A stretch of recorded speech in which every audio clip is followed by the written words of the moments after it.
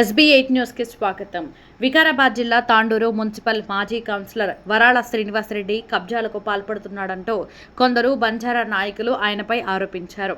బుధవారం వారు మీడియాతో మాట్లాడుతూ బంజారా జాతికి చెందిన పేదింటి బాబురావు పైసా కూడబెట్టుకుని ఓ ఫ్లాటును కొన్నాడు. కొన్ని రోజుల వరకు అటువైపు రాకపోవడంతో ఖాళీగా ఉన్న ప్లాటును ఇలాంటి డాక్యుమెంట్లు లేకుండా వరాళ శ్రీనివాస్ కబ్జా చేశాడని వారు ఆరోపించారు. అంతేకాకుండా కబ్జాలోకి వచ్చిన బాబురావును వరాళ శ్రీనివాస్ బెదిరించడం తగదని వారు హెచ్చరించారు. నా పేరు బాబురావు. నేను ఇందిరానగర్లో ఉంటాను. నేను గిరిజన జాతికి చెందిన వాడిని, ఎస్టీని.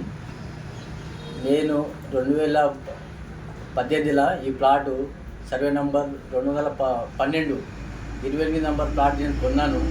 నాకంటే ముందు నేను కొన్న వ్యక్తి నాగకుమారి 2003లో చేసుకున్నది. ఆమె దగ్గరికి నేను 2019లో చేసుకున్నాను. ప్లాట్ నెంబర్ వచ్చేసి 28. నేను కష్టపడి కొన్న ప్లాట్ ఇది ఏ యూనివర్సిటీది కాదు, ఏ జాకీర్ లాలాది కాదు, ఎవరిది కాదు. ఇది మేము కష్టపడి కొన్న ప్లాట్ ఉన్నది. వాళ్ళు దౌర్జన్యంగా వచ్చి నా ప్లాట్ కబ్జా చేసిండ్రు నేను ఊళ్ళో లేనప్పుడు. ఇప్పుడు ఈరోజు పోయి దానికి మేము చేసినాము.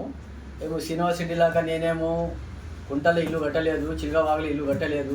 నేను ఉసుక కొట్టి దొంగతనం చేసి ఏం ప్లాట్ సంపాదించలేదు. నేను దౌర్జన్యంగా ఏం చేయలేదు. నేను న్యాయపరంగా ఈ ప్లాటు నాది కాబట్టి నేను ఆ ప్లాట్ దగ్గరికి పోకమైంది. నా స్నేహితులు వెంకటేష్, మణిశంకర్ మరియు ప్రకాష్ అందరూ కలిసి అక్కడ పోవడం జరిగింది. యూనివర్సిటీకి మేము భూతం మాటలు ఏమేమి తిట్టలేదు. ఆయన కావాల్సుకొని మా మీద హత్య ప్రయత్నం చేస్తున్నారు, అది చేస్తున్నారు అని ప్రెస్కి ఇచ్చిండు. అదంతా అబద్ధము. ఇక దాన్ని ఇంతే కానీ చెప్పేది. అందరికీ నమస్కారం. తాండూరు కాన్స్టిట్యూన్సీలో ప్రజలకు నా పేరు రాతుల్ ప్రకాష్. నేను గోర్ బంజారా వెల్ఫేర్ అసోసియేషన్ అధ్యక్షుడిని. దాదాపు లేదంటే 2019లో బాబురావు అనే వ్యక్తి మా గిరిజన బిడ్డ ప్లాట్ కొనడం జరిగింది. ఇది మన నగేష్ దాబా ఆపోజిట్ మిషన్ల వెనకాల ఉన్న సర్వే నంబర్ 212లో 200 గజాలు ఆయన కష్టపడి కొన్న ప్లాటు. దాదాపు లేదంటే 5-6 సంవత్సరాల నుంచి కావాలని వీళ్ళు సతాయిస్తున్నారు. ఎవరు? వరాళ శ్రీనివాస్ రెడ్డి. వాళ్ళు అధికారంలో ఉన్నప్పుడు, వాళ్ళ అధికారం నడిచేటప్పుడు దౌర్జన్యంగా ఆయనకు భయపడి బుడక ప్లాట్ వరకు వచ్చినావు అనుకో నీకు చంపి వాడిస్తాం, ఆ విధమైన భయపెట్టి ఆయన మిత్త మనిషి కాబట్టి ఆయనకు చాలా అంటే చాలా భయపెట్టినారు. కాబట్టి ఎలా రేపు ఏదైనా మనం మాట్లాడుకుందాం, సరి చేసుకుందామని ఆయన చాలామంది దగ్గర తిరగడం జరిగింది. బాబురావు ఆయనకు న్యాయం జరగలేదు. లాస్ట్కు మా సంఘం దగ్గర వస్తే నేను మళ్ళీ వెంకటన్నకు పట్టుకొని అన్న ఈ విధమైన ఆయనకు అన్యాయం జరిగింది, ఆయనకు న్యాయం చేయాలని ఇక మొత్తం లింకు డాక్యుమెంట్తో సహా నేను మీకు చూపెడుతున్నా. లింకు డాక్యుమెంట్తో సహా ఆయన లీగల్గా ఉన్నాడు, ఆయనే ఇల్లీగల్గా ఉన్నాడు. 2019లో కోర్టులో కేసు వేసినారు. కోర్టులో కేసు వేయంగా మళ్ళీ ఇప్పుడు ఏమంటున్నాడు వరాళ శ్రీనివాస్ రెడ్డి, కోర్టులో కేసు వేయంగా మీరు ఎట్లా కూల్పుతారంటే 2019లో ఆయన ప్లాట్ కొన్నాడు, కోర్టులో వేసినాడు. కోర్టులో వేయంగా మళ్ళీ మీరు 2022లో మీరు ఎట్లా రిజిస్ట్రేషన్ వేరేలోకి చేస్తారు. మళ్ళీ సేమ్ టైం 2025 సంవత్సరాల్లో మళ్ళీ ఇంకొకరికి చేసినారు రిజిస్ట్రేషన్.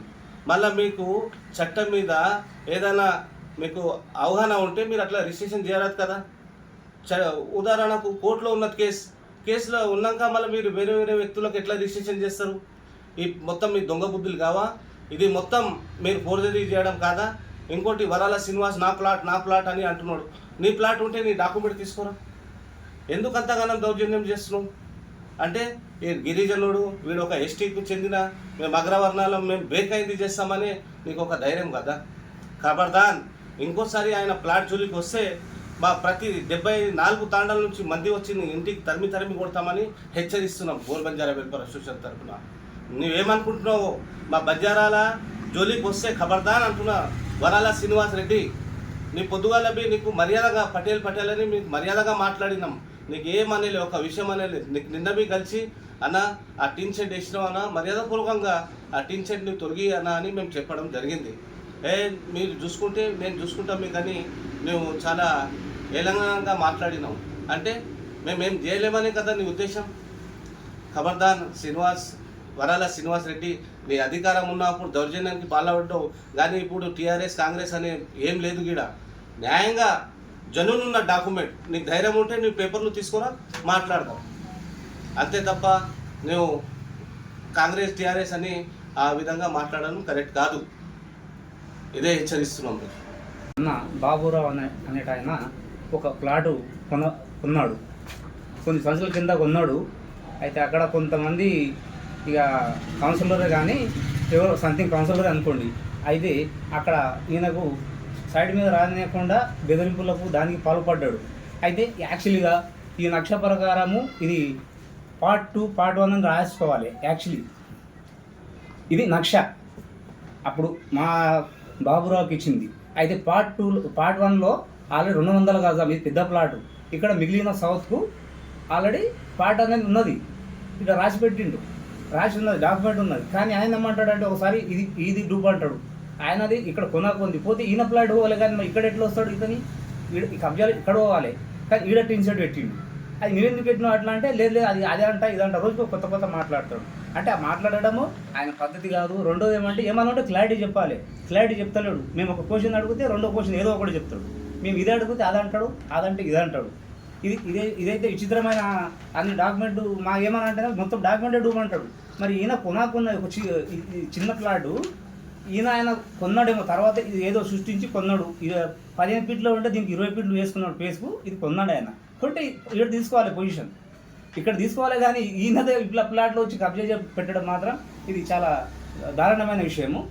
రెండోది ఏమంటే ఇప్పుడు ఇన్ని రోజుల నుంచి ఎందుకు చేయలేరు, ఎందుకు రాలేరు అని పోయి క్వశ్చన్లు వేసిండు ఆయన.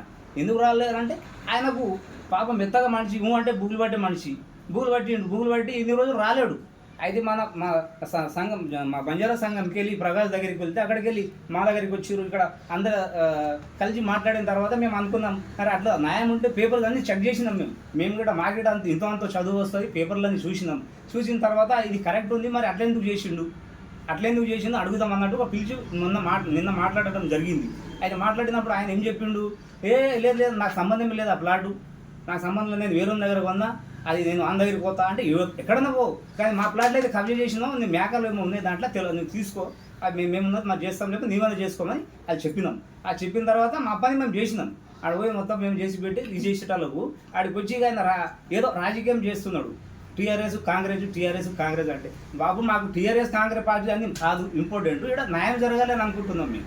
మేము ఏ పార్టీకి సపోర్ట్ చేసుకుంటా కాదు, ఏ పార్టీతో సపోర్ట్ తీసుకోవడం అని కాదు ఇంపార్టెంట్. ఇప్పుడు ఎవరు చాలా మంది దగ్గర పోయిండు ఆయన, ఎవరు సపోర్ట్ చేయలేరు. మా దగ్గరికి వస్తే ఇది అన్యాయము, పాపమే పేద అయినా ఏదో రూపాయి కూడబెట్టి ఒక ప్లాట్ కొన్నాడు, ఆయనకు తెలుసు దాని వాల్యూ అనేది దానికి తెలుసు. కాబట్టి మేము అడుగుతున్నాం, గట్టిగా న్యాయం కావాలని అడుగుతున్నాం. నువ్వు తీసుకున్న ప్లాట్ ఏది, నువ్వు పొజిషన్ కూర్చున్న ప్లాట్ ఏదంటే మళ్ళీ ఏదో రోజు ఒక కొత్త మాట్లాడతాడు. ఆ కొత్త మాట్లాడకూడదు, ఇవన్నీ రాజకీయం బంద్ చేసుకోవాలి. ఈ ప్లాట్ జోలికి నువ్వు పోకూడదు. ఎందుకంటే ఆయన ఏదో కష్టపడి కొన్న ప్లాటు, అనవసరమైన దాని జోలికి పోయి మళ్ళీ రచరచ చేయకు. అందరూ మా గిరిజనులు ఏకమైతే మళ్ళీ నీకు ఆషామాషిగా వదిలిపెట్టాము. ఎందుకంటే నువ్వు చేసిన పనే ఇది మంచి పని కాదు. నీవు ఒక మాజీ కౌన్సిలర్ కాబట్టి మాజీ కౌన్సిలర్ ఈ పని చేయకూడదు. 10 మందికి చెప్పేటోళ్ళు ఆ చెప్పేటోళ్ళు ఇలా ఈ పని చేస్తే ఎంచర్ మ్యాప్లో కూడా క్లారిటీ ఉంది. ఆ మ్యాప్లో కూడా ఏదో అంటాడు, ఇక్కడ క్లియర్ కనబడుతుంది. 28 ప్లాట్లు ఇక్కడ మిగిలి ఉన్న భూమి అన్నట్టు ఇక్కడ కనబడుతుంది, క్లియర్ కనబడుతుంది. ఆ కనబడిన ప్లాట్ అక్కడ ఏదో మళ్ళీ సృష్టించి డాక్యుమెంట్ ఈయన పాత పట్టేదారు చనిపోయిన తర్వాత వాళ్ళ వారసుల దగ్గర ఏదో రకంగా నువ్వు చేసుకున్నావు, సంతోషం చేసుకో. ఈ దాంట్లో నువ్వు ఏమన్నా చేసుకో, మాకు సంబంధం లేదు. కానీ పక్క ప్లాట్లో సేమ్ నెంబర్ వేసుకొని పార్ట్ 2 అని మేము పార్ట్ 1 అని ఆల్రెడీ రాసి పెట్టినాము, డాక్యుమెంట్లు ఉంది పార్ట్ 1 అని. మరి నువ్వు పార్ట్ 2 అని రాసుకొని 28 నెంబర్ రాసుకో, మాకు సంబంధం లేదు. ఆ డాక్యుమెంట్తో సంబంధం లేదు, ఈ ప్లాట్తో మాకు సంబంధం లేదు. కానీ నువ్వు ఈ 28 నెంబర్ ఇది నాదే అని దౌర్జన్యం చేయడం ఏంటి? నీ క్రాస్ ప్లాట్ వదిలిపెట్టి ఇక్కడ 4 దిక్కులు కరెక్ట్ ఉన్న ప్లాట్ నాదే అంటావు. ఇది ఎంతవరకు అయితే న్యాయమా? ఇవన్నీ రాజకీయాలని బంద్ చేసుకోండి. ఊకే టీఆర్ఎస్ కాంగ్రెస్ అనుకొని అనవసరమైన వానికి లాగడం ఇంకి లాగడం అని ఇలాంటి రచరచలు అనవసరమైన చేయకుండా ఉండాలని మేము హెచ్చరికిస్తున్నాం. ప్రజలకు, నియోజకవర్గం ప్రజలకు తెలియడం ఏమనగా, నేను ఒక కాంగ్రెస్ పార్టీకి చెందిన వ్యక్తిని కాబట్టి నా దగ్గరికి నా యొక్క క్లాస్మేటు పాత స్నేహితుడు, ఒక 45 సంవత్సరాల స్నేహితుడు కాబట్టి నా దగ్గరికి వచ్చిండు. మా ఇందిరానగర్లో మా ఇంటి పక్కల ఇల్లు ఉంటుంది కాబట్టి నన్ను నింకుకుంటా ఎన్టీఆర్ కాలనీకి వచ్చిండు. అన్న వెంకటన్న నాకు అన్యాయం జరుగుతుందే, నువ్వు జర రాన్నా ప్లీజ్ దయచేసి రాన్నా అంటే పోయినా. నేను పోయి నిలబడ్డా. నాకు ఆ శ్రీనివాస్ రెడ్డి ఏమంటాడు, నువ్వు కాంగ్రెస్ పార్టీ తరఫు నుండి వచ్చినావా, నువ్వు రేవంత్ రెడ్డి మనిషిగా, రేవంత్ రెడ్డి కూడా ఏం చేయలేడు నన్ను అంటాడు.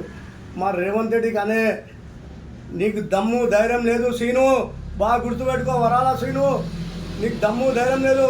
మా రేవంత్ రెడ్డి గారికే కానీ మా ఎమ్మెల్యే గారికే కానీ వాళ్ళ పేరు తీసుకున్నావు అంటే కబద్దారు. నీవు పెద్ద గజ దొంగవు, చిల్కవాగులా ఇల్లు కట్టుకున్నావు. ఇంకొకటి అక్కడ ఏది చిల్కవాగు సైడ్లో కుంట దగ్గర ఒక డాక్టర్ అమ్మ ప్లాట్ని కూడా కబ్జా చేసినావు. నువ్వు గజ దొంగవు, నువ్వు ప్లాట్ల దొంగవు. నువ్వేది నువ్వు ప్లాట్లు కబ్జాలు చేసి అమ్మడం చేస్తావు. నువ్వు మేము చేయలే ఎప్పుడు బాతులు వెంకట ఎవరి దగ్గరికి పోడు. దయచేసి అందరు చెప్తున్నా, నేను న్యాయం ఉంటేనే వెళ్తా అక్కడ. ఈ డాక్యుమెంట్ మొత్తం నేను చెక్ చేసుకున్నా, ఒక వారం రోజుల నుండి చెక్ చేస్తున్నా డాక్యుమెంట్ని. ఈ డాక్యుమెంట్ మా బాబురావుది, నా పాత స్నేహితుడి, నా క్లాస్మేట్ వాళ్ళది. కాబట్టి నేను పోయినా ఆడికి ఆయనకు న్యాయం చేయడానికి వెళ్ళిన. అంతేగాని కాంగ్రెస్ పార్టీ వాళ్ళు వచ్చినాడు. అరే నీవు దొంగవు, పెద్ద దొంగవు కాబట్టి భూ కబ్జా చేసే దొంగవే. అందుగురించే నీ పాత కౌన్సిలర్ని కొత్త కౌన్సిలర్ని అందరినీ మూట కట్టుకొని 100 మందితో వచ్చినావు. నేను ఒక్కనే వచ్చిన, మా బాబురావు గారికి సపోర్ట్ చేయడానికి ఒక్కనే వచ్చిన. నా వెంట ఏ ఒక్కరు లేరు కాంగ్రెస్ లీడరు. బాగా గుర్తుపెట్టుకో కబద్దార్ సీను, కబద్దార్ చెప్తున్నా వరాల సీను. నీకు మర్యాద ఇస్తున్నా, మర్యాదగా మళ్ళీ ఒకసారి నా జోలికి వచ్చినావంటే నీకు మర్యాద ఉండదు. బాగా గుర్తుపెట్టుకో దొంగ.